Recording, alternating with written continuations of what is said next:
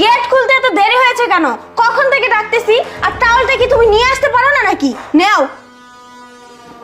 কি ব্যাপার, আজকে তুমি আমাকে এরকম ইগনোর করছো কেন?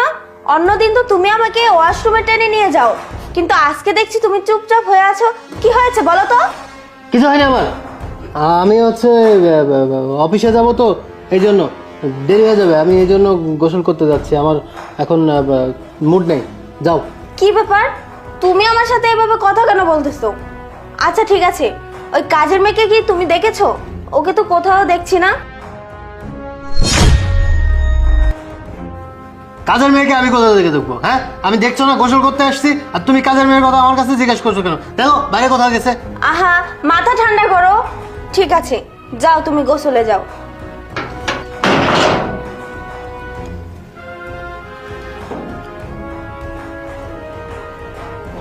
কি ব্যাপার, এই কাজের মেয়ের জুতা এখানে কেন? ইমরান, এই ইমরান, দরজা খোলো। কি হয়েছে আমার? আচ্ছা, কাজের মেয়ের জুতা এখানে কেন?